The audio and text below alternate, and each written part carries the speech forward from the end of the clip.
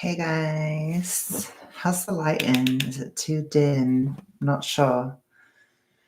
Um, Goodness gracious, hello bot.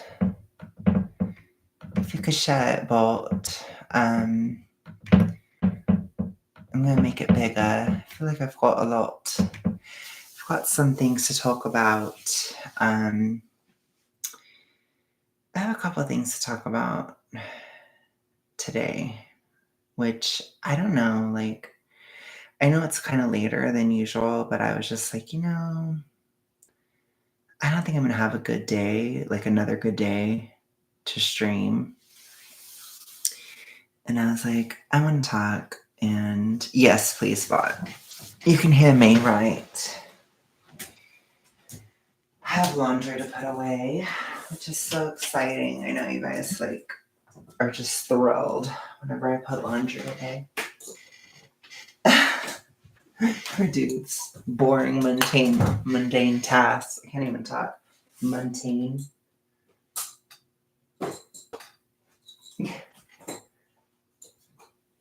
Like putting shit away, and my room is a mess. I don't know what the hell is going on here.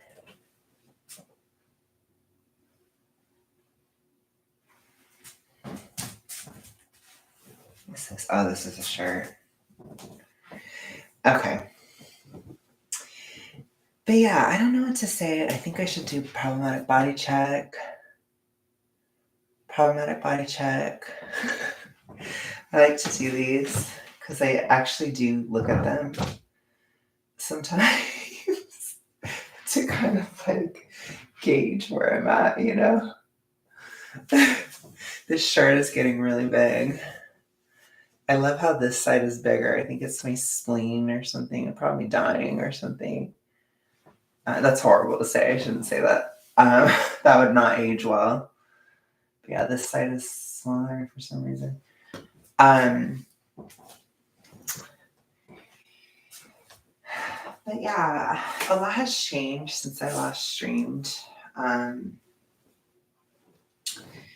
lot. I mean, not like drastic or anything. It's not like anything's really changed in my life, but obviously we had the astrological new year, which is pretty important. So that passed, which means we're getting our new problems now. New things coming.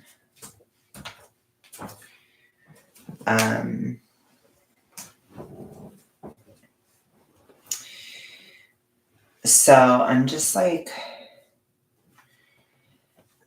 with the rest of the Pisces season, it was really weird. Pisces season was really bizarre this year, I think, because it had so much energy. Like there's just so much Pisces in it. We have like Pisces stellium, and we have Aries stelliums. Now, it's like Pisces stellium, Aries stellium. There's just a lot going on. Yeah, Pisces is over. It's now Aries. We're in the new year. And so something happened. But I kind of have to give a little bit. I mean, not really. Nothing really happened. I just realized something. And I want to talk about it. So I guess this is probably the last ASMR guy update. But I can't even really remember the story of how. Oh, no, I remember. You guys remember that the last stream I did where he was like tripping out because somebody said he was fat and femme or whatever on his OF. So the next day, literally right after that, he had this whole ass like fake smile on his Snapchat story. And he was like, "Oh, sorry, I was drunk last night, blah, blah, blah, while I was editing. Sorry to anybody I sent crying screenshots too. And so that was really weird.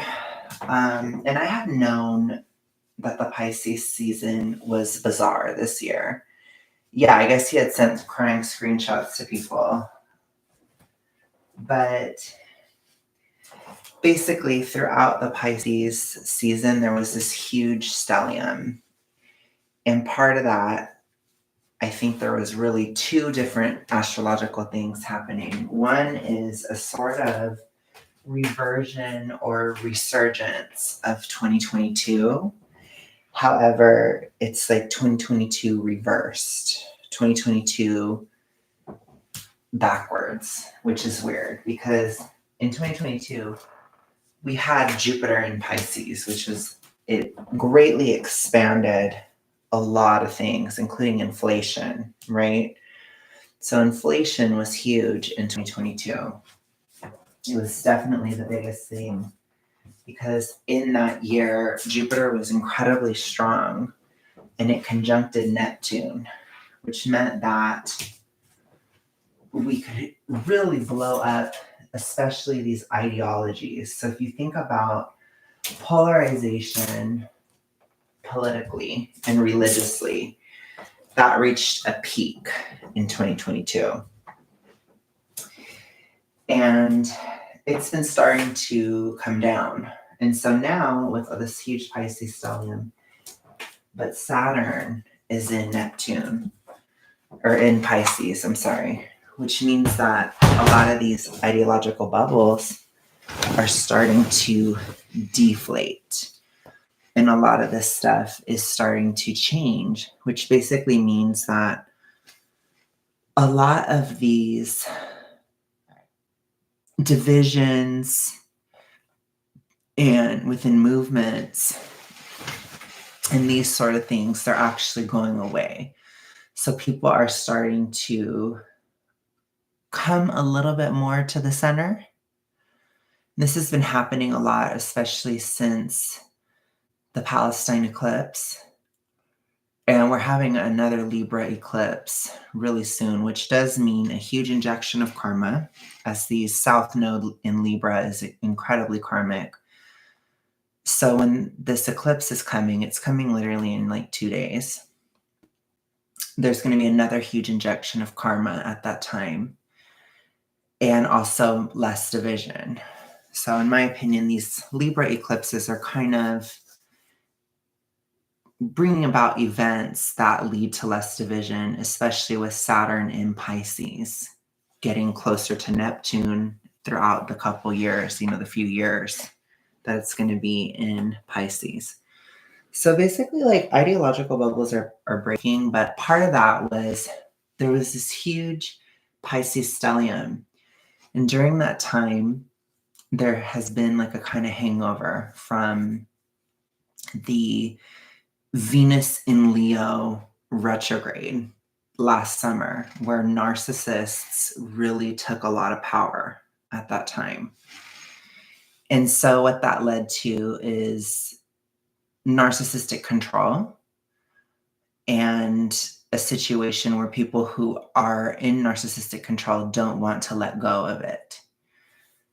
And so essentially it was during that cycle that I started to get in communication with Asa Margai. And I didn't see any kind of connection to it at the time. As you guys know, I only messaged him or started commenting because I was in that serotonin haze where I was kind of like in between sleep and awake. And so I commented on his stuff and I started talking to him. And that kind of continued until February. And so basically, I heard from my favorite astrologer that March was a time of a lot of projection. And what that means is during the time of March, particularly Pisces season and February, like that late February, early March time, there was a lot of projection. And so if people wanted you to think about them, then you would. And I know this is weirdly esoteric or whatever, but basically, esoteric, basically on a spiritual level, ASMR guy, I believe, was projecting upon me. So I was very, very obsessed with him. And I didn't know why, because he had ghosted me at the same time. So I was just letting it go, but I kept thinking about him. And it was really, really weird. And it wasn't until that last week, basically, when I did my stream about like his OF and all this stuff, it wasn't until the next day that I realized what was happening. And so basically, he woke up the next morning after that whole OF debacle, showed a picture of himself smiling, and basically all the bullshit that he had posted the night before was deleted. And he woke up smiling. And he was just like, "Oh, sorry, I was drunk while I was editing, ha ha ha." And then he showed a picture of flowers his boyfriend got him. And the whole thing was such a big shift that I realized that he's a narcissist. And the thing is, I have been following him for like 6 years. Okay. Like I've been like loving his YouTube videos for like 6 years, watching him all the time, like every day. Right. And yes, it is a long time, since 2018. And so basically, I came to the realization that he's a narcissist because it was kind of like the final straw that broke the camel's back. Like there was a lot of things throughout that 6 years that I questioned about him, or things that were weird. And when he finally did that weird emotional switch, which I believe he did it to manipulate his boyfriend, I think he did it to elicit a certain reaction out of this new guy that he's with. And it just really freaked me out because I was like, holy shit. Like, I have basically been watching a complete narcissist's videos for like years. And I didn't really, like, I knew it, but I didn't realize it. I don't know how to explain it. But he had like a lot of kind of darker videos, I guess. Like he was very good at doing videos of like, I kidnapped you type of thing, or I did this or I did that. And I remember I did a stream with Eric about him where I said like it was really bizarre when he came out of the closet because he basically became an algorithm for everything gay. It was like as if he had no identity. It was like everything prior to him coming out was gone and he had a complete shift, and it really confused me. And I know that like a lot of people say, oh well, a lot of gay people don't have a personality, their whole personality is their sexuality and all this stuff, but it was just so fast and it was so extreme that it really weirded me out at the time. And I realized when I finally just like realized it's like he has all these dark videos, all these dark fantasies where he has these things where he wants to control his, his relationship or his boyfriend or whatever. He has all these weird things. And then I just started seeing like how performative everything was, and then how he's on OF and that's like a source of that narc supply, and he's doing it to get attention. And I realized like he's doing this projection. I don't think he was just doing it on me. I think he was doing it on everybody. And I think I realized, or not everybody, but all the gays that like him, right? So he's kind of doing that to a large group of gay men where he was trying to sci-vamp and get attention and get energy from a large group of people. And I found it strange because I noticed it even in the way he was acting. I think because he's been on this deficit for such a long time. And I think it's a really extreme deficit. So he hasn't been acting as like hinged. He started to act a little bit more unhinged. Like it's like he's posting things, he's deleting them, he's doing this, doing that. Like if something doesn't get enough likes, he deletes it. Like he was doing all these weird things. And so I was already like questioning it a little bit. And then when that finally happened, where I saw that just huge emotional switch, it was something of like, I was just like, wow, like he is a full-blown narcissist. And then really recently, then I just couldn't unsee it. because it was like everything he talks about is about him.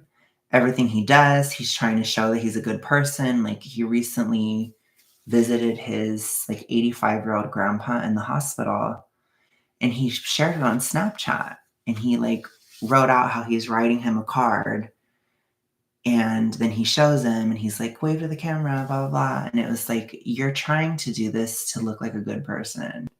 Like you're trying to do this to sway public opinion of you, because that's not appropriate to film somebody in the hospital and post it. It's not really okay, in my opinion. I don't think, especially not like somebody who's 85 years old, right? It's just odd. Yeah. So I found it really weird. And it's like, ever since I saw it, I can't unsee it. So I had a few days where I didn't really have a breakdown, but I was just like, I was obsessed with a narcissist. And it really freaked me out because I just felt like if he would have really went for it with me, I might have actually gone there. And that scared me because I was like, I always viewed myself as like, I can't be swayed by these kinds of people, or I know better, or this or that. Like I had all these ideas. And I think the whole thing, it just made me feel very vulnerable for a while. And I felt like protected by the fact that I'm poor and fat. Because I think if I had had money and I had been in shape, I might have actually gone for that, and that probably would have not have gone over well. I don't know if I would have stayed because I don't put up with mistreatment or anything like that. Yeah, Sam, I think my fatness protected me, which is really scarring. So I think it was like, in some ways, it was God's way of like having the fatness protect me that one last time. But it's like I have to be careful of how I interact with people and stuff because that barrier is going away. And so it was just a really weird moment. Yeah. It was a very strange moment when I was just like, I'm vulnerable to this. I could fall for that. You know, he is very good looking, he's very charming, he's all these things. Like he frames everything that way. And it kind of makes sense because he's like a fan of Andrew Tate, which I thought was interesting. And I think it's because Andrew Tate is also a narcissist. So I feel like he followed him for like narc pointers or something. But I'm not going to be with a narcissist. Like, I'm not. That's why I called this stream this. Like, I'm not going to do it. I completely cut it off in my mind and I don't really watch him anymore. Oh, okay, for sure. So, for sure. Um, but yeah, like I was just like, I can't fall for this, like, or I don't know, like I'm not gonna go there. And it's still like, it kind of sucks just because like it was like a fantasy in a sense. And it was like a fantasy or a source of comfort that I had for a lot of years, like a lot of very difficult years. And it just really bothered me that I was going to like this incredibly dark, narcissistic person for that comfort. And I think I finally just had the moment where I was just like, yeah, I'm just going to accept that I'm totally single. I'm not going to like talk to this guy or like try to get something into motion to try to make it happen. I'm not going to try to do all this. I'm not going to have a plan. I'm not going to do any of that. I'm just going to be single. And it's like the first time I just finally accepted it, like completely, because I didn't realize like how much energy I was giving this guy for a long time. And it just kind of freaked me out. It was a very weird, very spiritual, very Piscean type of discovery or realization that I was essentially being sci-vamped by a narcissist for a lot of years. And I was just like, why did I do that? Or like, how did I not see it? You know, like I had all these weird feelings, which I know they don't make that much sense. And it's not like I was really, really screwed over by him or anything, but it's just like, that's energy.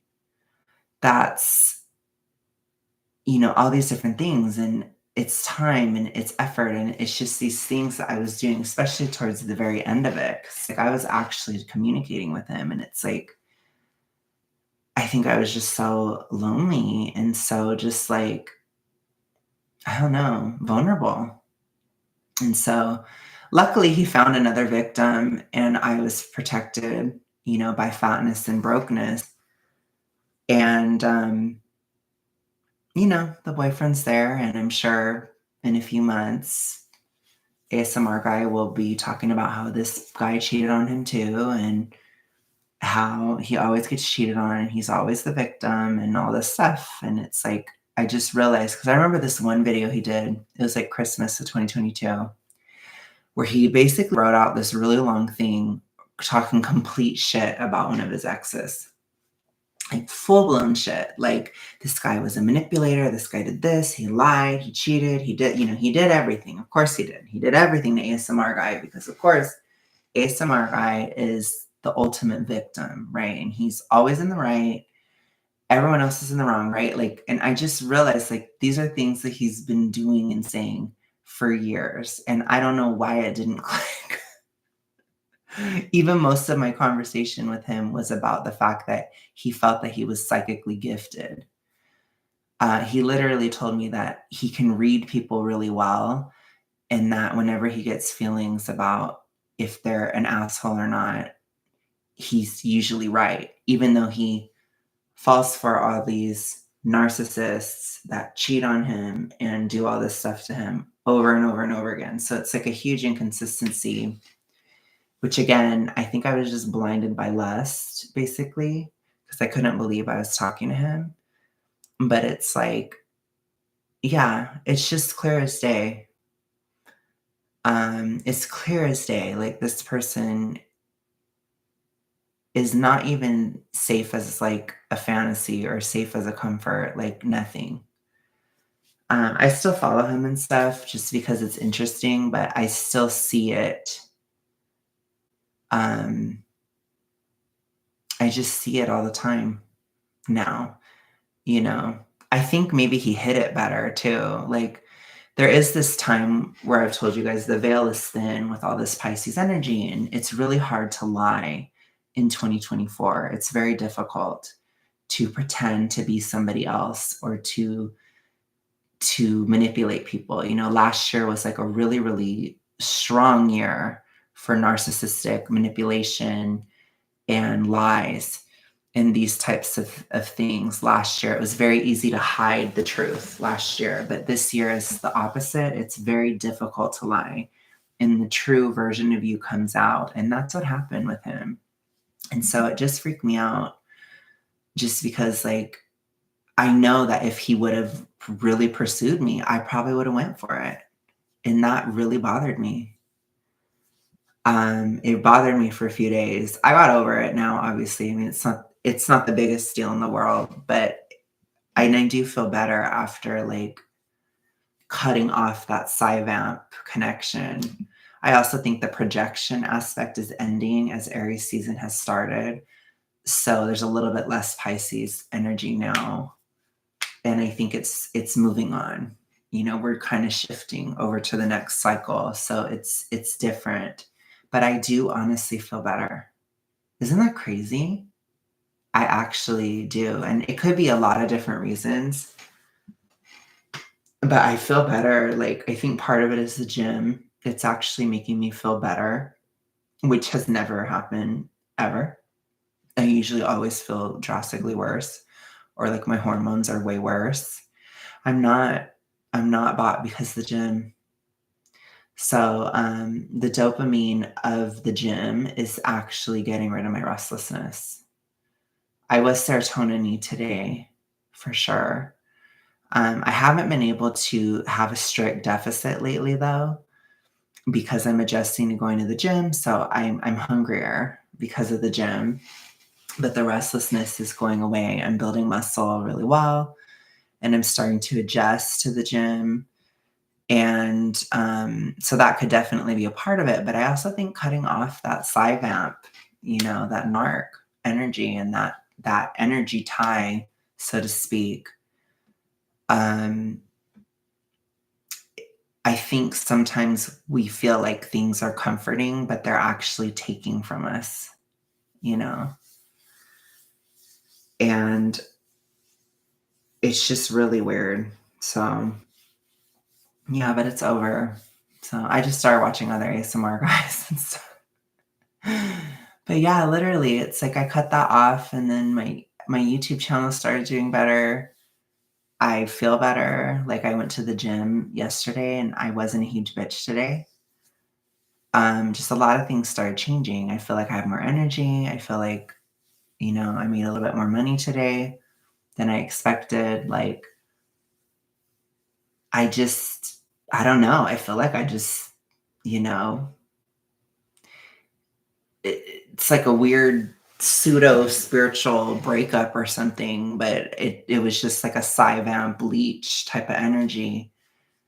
And I joked with Eric after I figured it out, and I was like, he was trying to Cyvamp off a Cyvamp. I'm just kidding, but I always say that because a lot of times I want to talk to Eric, and so we call it that I'm Cyvamping. It's just because I'm so bored. I get so bored, as you guys know. And so it's just funny how we would say that all the time, and it's like he's trying to leech off of a leech. He's trying to Cyvamp off a Cyvamp. It's like it doesn't work. I don't have any energy to give, but I almost resented him a little bit because I was just like, he was trying to get like narc supply from me when I was so weak and I was so tired last year. And so I was just like, damn, but that's how they are, And like I said, when it doesn't work out with that guy, then he'll go to another guy and another one, another one, another one. Like I've watched him for years. He's done this so many times. But yeah, I guess sometimes you don't see what you don't want to see. Yeah, he was. He was. At the very end of the year. I mean, I was doing comments and stuff, like I was participating more last year from like September. But I think I was so despondent about my breakup and stuff, and very duffed out, very, very duff in last year. It was very hard. I'm getting out of that mid-fat zone, so I don't feel as ignored and stuff. Like it's really hard when nobody pays attention to you and like all that stuff. It was really, really hard. So I was, kind of desperate in a way. And like I said, I kind of resent him for that. I resent him for even considering taking advantage of me or even considering that. And then I wonder about his now boyfriend. I'm just like, gosh, like that person's probably just a vulnerable, lost person, in a certain way. But I don't know. I've dealt with that kind of person before. And when I had a best friend who was narc, and I don't blame ASMR guy for being a narc. I just think he's probably traumatized as a child and all these things. And, it's very difficult, obviously. And my ex-friend was traumatized as well. But I had a huge split with her in like 2015, and it was very dramatic. And same with 24, it was 2. That's how you know. Like when you can't leave, that's a sign. Like it can be a little like, but there's obviously a lot of other traits that are going on. Which I hope that she's getting treatment and stuff. I don't know. I don't know her anymore. Like take it with a grain of salt. But I was just like, I finally completely split with her in 2015, and I wasn't over it for a really long time because I was incredibly bitter in 2016 and 17. And it was like just when I got over that dynamic and that like kind of narc abuse that I went through in that situation, I started watching him. And it was just like, wow. So it's like I went from that energy to another person of a similar energy, and I was getting comfort from being in that same or being around or hearing or getting the energy of that same dark energy for 6 years. And so I think there is something to that where it's like you sometimes crave abuse or something. I don't know. I mean, I definitely was hypohazy in 2018. That could be part of it because it was probably like one of the worst years of my life. Um, so I think that that could be a part of it too. But I think it's just, I always think of myself as better than these people that repeat patterns or do the same shit over and over, or don't learn or whatever. And it's like, bitch, you were one step away. You were a different waist size and a different amount of money in your bank account away from making a super stupid decision and being taken advantage of by another narcissist. And so I was like, damn, like it definitely made me like look at myself more, but I'm also getting better. And so I see things more clearly in general, and I can just like prevent this from ever becoming a thing. So I know now, like, even if things were to change, if I were to lose the weight, if he were to break up with his boyfriend, if he were to try, I wouldn't even respond. Like, I just deleted messages I sent to him. I have no desire to talk to him anymore. Done. But yeah, so that's the end of that story. Really weird, but yeah, very, very Piscean, very spiritual, like a spiritual awareness that I was going through, that I had this weird dynamic in my subconscious mind because I would dream about him and stuff, and like it's really weird. And it's like, what effect does that have on your subconscious, you know? And I wonder if like watching him that much, which I especially watched him so much last year because I was single, unwillingly single, might I add. I was very upset. And so I definitely leaned on his channel for comfort. And it's like, I wonder if on a spiritual level, you can kind of lean so far into something like that that it's like there's no room for an actual relationship. And so I cut it off, and I'm not doing that anymore. And now it's like I feel like there is more of an empty space in my life and not this weird pseudo comfort thing that doesn't actually help or isn't healing me, isn't getting me to move forward. So that was Pisces season for me. Really crazy on that level. Just kind of discovering that, and then obviously getting out of supermorbid obesity and these other things that are really huge. And now here we are, right? Like a new beginning. And I'm Mo, yes. I'm going to the gym and I'm feeling relief from the gym instead of like feeling worse. Like a year ago when I go to the gym, I feel extremely depressed and I get migraines all the time. And this time, I just went to the gym last night. I wasn't bitchy at all today. I didn't get agitated. I didn't have any of those feelings. And the restlessness started going away pretty much from the first time I went to the gym because it's specifically lifting weights. It raises dopamine. But yeah, I don't feel depressed or agitated or bitchy. And it could be the equinox as well. Like we're in spring, so seasonally it's better. We're finally out of winter. And so I think just a lot of things are kind of congealing, and then cutting off that Cybound connection. It's like I have more energy too. So it was a lot of change. And I think that things are going to continue to change, obviously. Um, but yeah, my biggest thing right now is I'm just focusing on the gym and adjusting to going to the gym again and then hopefully tightening up the deficit once I'm adjusted. Because it's kind of a lot, as I'm sure you guys can tell. I still was in a deficit today, but just very shallow. But yeah, I'm really happy. And I feel less serotonin too. I almost feel scared to say those things. I did have rosy cheeks today though, but I'm scared to say things like that because I'm like, oh, maybe it'll just get worse, but we'll see. I mean, I'm trying to just pay attention to how I feel because, I document it on my other channel. Um, but yeah, for a while I was feeling incredibly aggressive. Um, and then now I feel a little better. Like I don't feel aggressive. Like I feel aggressive. Like I feel like I'm ready to do a video about another fat activist and just like, do my thing. But I don't feel like out of control or anything like that. I don't like that feeling where I'm like, I don't like feeling like a hammer looking for a nail. And I don't like that. And sometimes I do feel that way.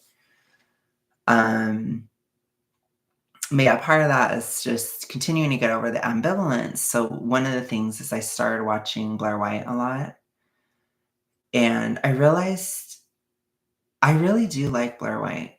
I do. There are certain things that Blair says that I don't agree with, of course, but I think a lot of it I do. A lot of what she says I do agree with. And it's just weird because again, we're having like this weird rehash of 2022. And somebody commented on my video this morning and said, let me find it. I need to get the exact quote because you'll love it, but you'll remember this. Okay, somebody said, if you ever decided to transition, you would need zero vocal training. Zero.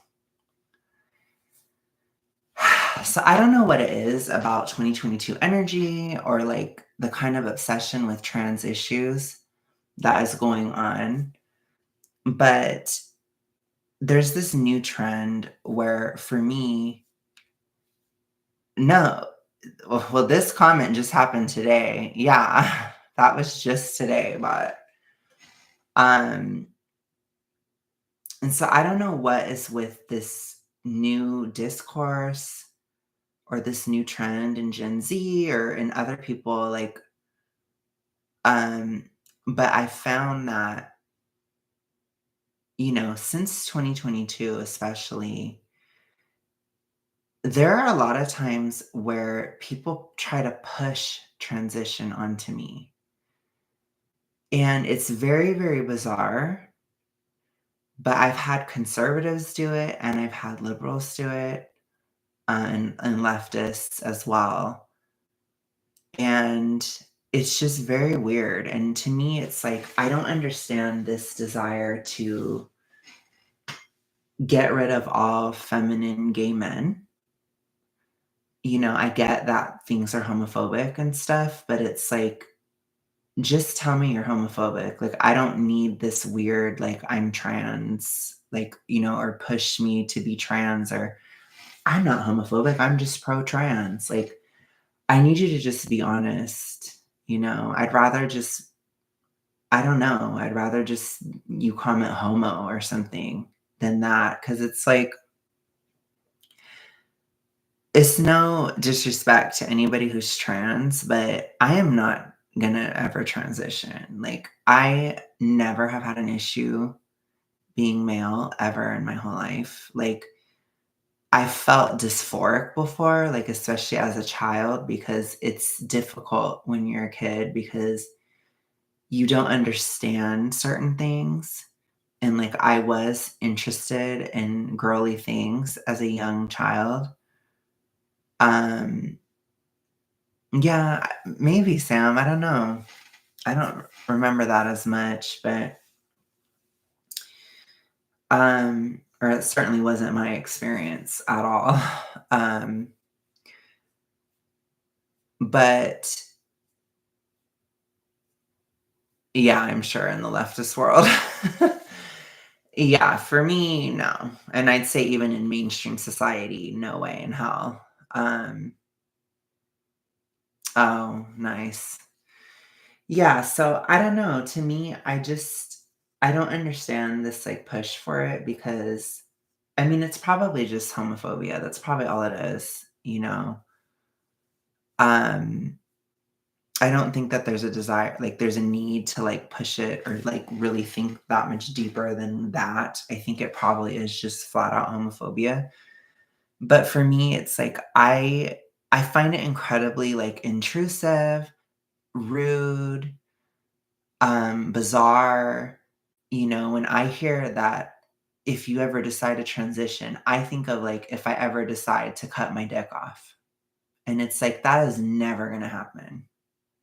Like, I have absolutely 0 desire to do that. Like, I can't even tell you how much I don't wanna do that, but it's just such like a I don't know, it's kind of a violation. It's kinda like when people just ask you, like, "Do you have OnlyFans?" It's like, "Ew, why are you asking me that?" You know what I'm saying? It's like, these are, like, deeply, like, sexual, personal things that, like, people don't always wanna talk about. And I don't wanna talk about it with strangers, like, it's bizarre. And so, I don't know, I think that there's a lot of perceptions about my voice and about being so feminine, and there's just a lot of things, and I used to have those same perceptions because I was young and dumb because I hadn't lived, right? But the thing is, like, I think a lot of people have this perception that, oh, you know, like gay men, they just want to be with masculine men and nobody wants to be with a feminine gay man. And so you're going to have issues dating and nobody likes gay men in society, you know, or feminine gay men in society. You're never going to fit in anywhere. Like there's all these different ideas. And I was watching Blair White did an interview with Shape. I think I think his name is Shape, like Shapeshifter or something like that, and he's somebody who really regrets his transition, and he got bottom surgery and he absolutely regrets it. And he kind of said a lot of these things, you know, like he was really bullied for being gay, he was beaten for being gay. Yeah. Yes, he is. He says he is a man, so he prefers to be called he, so I'm going to. um but basically he regrets it deeply, and he had a lot of those same ideas of like, "Oh, feminine gay men aren't liked," or "This isn't liked, and that isn't liked," and all these different things, and like, "You'll never fit in," and blah, blah, and like, I had those feelings when I was in, like, high school or, like, middle school, right?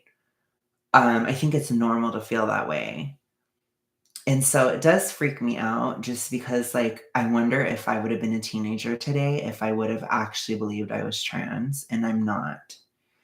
Because from what I understand, being trans is, like, extremely individual, like, it has nothing to do with other people. It has nothing to do with you're not doing it to get people to like you, essentially. That's not what it is to have gender dysphoria, that to my understanding. And for me, you know, I was never beaten up for being gay. I was never thrown down or anything. Like, I'm not a small person. Like, I'm relatively tall and stuff. So I never was like super physically vulnerable in that sense in school. Um, I would get called out for my voice sometimes and that type of thing, but I would always fight back. I mean, you guys kind of know who I am. So, yeah, you know, I was always kind of a bitch, like even when I was in middle school. It's always been, my whole life, basically, I've always been like, you know, I remember I was fighting with mean girls and stuff in elementary school, and I'd argue with them and shit, and like, I've always been the same, in that sense. So I never really was bullied. And I don't know, I think a lot of people don't believe that, like, especially a lot of liberals, they really believe that I was bullied. Like, I don't know if they want to believe I was bullied. if maybe they wish that they could have bullied me when I was in school. I don't know. But they really, really have this preconceived notion. Oh, is it working, you guys? Um, they really have this preconceived notion that I was bullied in like junior high or whatever. And I had rumors, like there were rumors about me being gay and all this stuff, and I was really disturbed by it. Like I really was not okay at all with being gay for a very long time. So I was deeply closeted. I had a lot of issues with it. Um, extreme issues with it. It was very, very hard for me to accept. Um, just to put that out there. Like I was deeply, deeply trying not to be or trying to fight it or I didn't want it, whatever, etc. Very in turmoil over it for 10 years. So that's a long time. So it's very frustrating because a lot of conversations I've had with liberals about this issue, because I don't feel like a victim at this point, they try to tell me that I'm privileged. And it's like, it's just so weird. I guess I do have the privilege of being able to forgive. That's probably what it is, I guess. And to be fair, I only learned to forgive because of Christianity, honestly. So maybe that's what it is. Maybe it's Christian privilege. I have an ability to forgive because I'm Christian, because God taught me. But yeah, like I really suffered with it for like 10 years. I agonized over being gay for 10 years. From 12 to 22, essentially. And I was just like, you know, I never cared about being feminine in that sense. Like, I used to feel very insecure about talking and these kinds of things. Of course, I mean, no shit. But I think it would be more of an issue if I wasn't super feminine and I talked like this. But to me, my voice just signals, it's like a signal of who I am.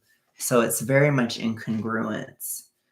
And so it's not an issue because I tend to have a much easier time connecting with women, for example, because there's a kind of an inherent understanding that I'm super femmy. Um, in a lot of ways, one of the girls, right? So I have a lot closer dynamics. A lot of women love my voice. And then in terms of gay dating, like there are plenty of men that have loved my voice or that find my voice incredibly attractive. And so I think it's just about finding people that you're attracted to, and or that are attracted to you. And for me, I tend to like foreign guys a little bit better, I think, because I don't know, in the millennial gay generation, for some reason, it seemed like there was like 5 million feminine guys in my generation. And then in Gen Z, I guess they just transitioned all of them because there's hardly any feminine gay guys in Gen Z. It's kind of weird. I definitely feel their absence. It's really weird because like we're a really small group of people as it is, and so I don't know if it's just Gen X, like the logic for Gen X is like, oh, like you're super feminine, you have to be a girl, which I think is really horrible. Um, because you don't like, and I think it causes a lot of imbalance in the gay community and all these things. And then there's obviously regret and things that can happen, especially with child transition, which is why I don't support it at all. Because I really see it. I think it's just another form of conversion therapy, essentially. That's my view on it. And I don't think it can change just because I think that's just been what I've observed about it. And so for somebody like me who is so feminine and I have it pushed on me, it's very disturbing because I fear of what it could have happened if I was younger. Because I'm really set. in terms of my identity and stuff. Like, I'm an adult. It doesn't really matter if somebody says that to me, but if somebody says that to somebody who's like 14, that's really harmful because you should never pressure somebody into transition. Like, people who want to transition, they will transition or they will find a way to. Um, you don't need to push it, and I don't think you should at all. I don't think it should ever be pushed on somebody because it's an irreversible decision for the most part, and it's incredibly damaging if it's the wrong decision. And so I figured for me, it's like it's best or it's good that I'm talking more publicly or that I am, pursuing YouTube and speaking about things and stuff and just kind of living my life as a very feminine gay man because I think that, Gen Z or other generations or just other people in general, they need to see this. Like, they need to see that this is a thing. Because I remember, like, this one guy in 2022, he was just like, gosh, he's like, you're so much like a girl. He's like, but you look so much like a man. No, I didn't reply. He's like, but you look like a man. He's like, you must be so distraught or you must really be struggling. And I just said, I'm not struggling because I'm I want to attract gay men. And in the gay world, it's not an issue. Sure, there are some gay men that don't like feminine gay men, but there are a lot of gay men that do. And it's just about finding, it's the same thing with anything else. I'm not trying to attract a woman. It doesn't matter if I'm super feminine. I'm not heterosexual. Um, I'm not, you know what I'm saying? So it's something that I think a lot of feminine gay men, they feel like they can never have a life or they're never going to be accepted or they're never this or they're never that. And it's like transitioning is not going to make you more accepted or more normal. That's not a reason to transition. Has nothing to do with that. You don't do that for other people. That's a terrible way to go about it. And, when you're gay, you just kind of are different. You're just not normal, so to speak, but you should have respect and, like you shouldn't be treated like crap or anything for it. But it's like, it's okay to be feminine. Like, it's great. Be feminine and be healthy and don't take unnecessary risks with hormones and surgeries and stuff that you probably don't need because it's okay to just be feminine. And it's just so weird because I remember when I was younger, it was like every single gay guy was seen as like super feminine. And then Gen X transitioned all of them, It's really sick. And now you see like a lot of people are having issues with that years later. And it's just like, it's horrible. Um, but yeah, so anyways, I have to just kind of live out there, I guess. In that sense, like I don't usually talk about gay issues because I mean, I do a lot on this channel, but I don't usually talk about it in general because I just don't like for me being gay is just such a non-issue. Like I don't even know how to describe it. It's like I just do not give a fuck. Like I just don't care. I really don't care. Like I don't deny that I'm gay or anything. I don't think I ever could, but it's like I don't care about it. I don't see it as an issue anymore, and I haven't for a really long time. So that's why I don't talk about it all the time in that sense. It's why like it's not my niche on my main channel because I wouldn't want to just talk about that all the time. But yeah, it's like, don't push people to transition, and don't ever say that to a kid. Don't ever say that to a 21-year-old. Don't ever say that to somebody young and vulnerable, because it's wrong to push somebody into something like that. Like I said, if it ever goes there, it should be incredibly organic and something that that person seeks out, not something that's pushed on them. And I just think that that's wrong to do, in my opinion, anyways. But yeah, it's happened to me a lot, so it's difficult, and I've been trying to understand the trans issue a bit more because I don't feel very educated on it and I don't understand it. But I think it's difficult for me because it is something that's pushed on me. You know, like when I'm asked, what are your pronouns and stuff, it's like, that's not comforting to me. That's really weird. You know, when I was asked my pronouns in person, it was very rude to me. It felt very awkward and embarrassing and rude. And I felt really put on blast. You know, it wasn't nice. I've had it happen to me a couple times, but um, I just said he. With that person, I just said he. And it was really awkward.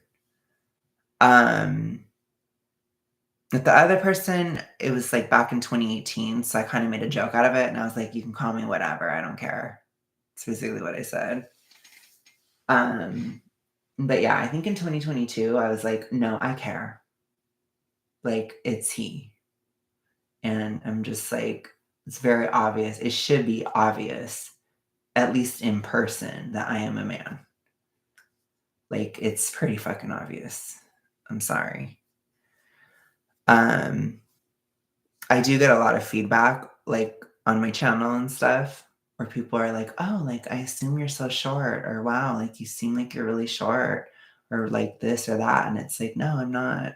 Like, I'm 6'1", broad-shouldered. I don't look like a woman, not really. I joke about it. I joke about looking like a lesbian because sometimes I do. And I do think I have like a pretty face. I feel like my face is very feminine in a lot of ways. Not completely, but um yeah. Yeah, that's true about That's a good point. Yes, sometimes lesbians look like men. That's true. That's hilarious. Um But yeah, I mean, I think too, like sometimes when you're really fat too, it can kind of make your gender or your sex confusing.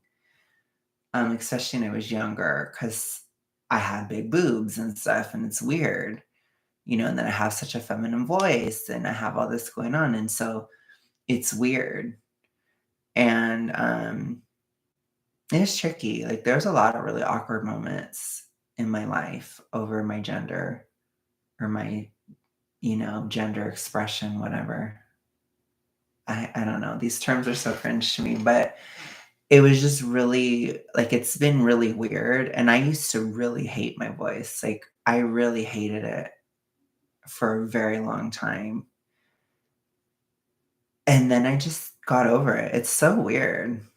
I just got over it. And then, like I said, like I remember having these really shocking experiences where it's like, these guys were like so attracted to me and that kind of stuff. And it's like my voice is a part of that, and I never thought that that was a thing because I believed that gay men hate feminine gay men, you know, I believed all that. It's not true. I think no matter who you are, you're never gonna appeal to everybody. So it's like, get a grip, you know? Um, but yeah, no, not an issue. Not an issue. It's just sad. So yeah, save the feminine gaze, save the masculine lesbians, don't transition just because you want to feel accepted in society. That's not going to work necessarily, for one. And for two, that's not a reason to alter your body. If you're going to go down that path, it should be incredibly intrinsically motivated and have nothing to do with anyone else. Absolutely nothing. You should never be thinking, oh, I'm going to transition because it will help me in the dating market. Don't ever go there. That is a horrible thing to think. Yeah, and you don't have to be, you can be a masculine woman, you can be a feminine man. Like, we always say this, but then at certain times, people see me and they're just like, oh my gosh, you should transition. And it's like, no, I don't want to transition. I'm not a woman. I'm not trans. I'm not anything. I don't want to cut my dick off. Like, I would never want to do that. I very much love my sex drive. I love it. I would never want it to go away. Ever. It's like, I can't, to me, it's just very homophobic. It's like, I don't want to get rid of my attraction for men. And I feel like that's a way to do it. Like, it's just weird. I don't know. I have a really hard time separating it from homophobia. It's very hard for me. Because it's just like, I would never do that to myself. Like, I would never do that to myself. Anyways. Yeah. So anyways, that was my last little thing that I want to talk about today. But I hope you guys enjoyed. It was quite a lot of weird realizations. And like I said, I guess for me, living loud and proud, so to speak, that's really gay to say, but kind of just like being visible or like being out there is, I think it is somewhat important, just so that people can see like, hey, you can be just a really feminine guy. You don't have to transition and you're fine, So anyways, I'm gonna go now. Thank you guys so much for watching. Have a good night. Bye.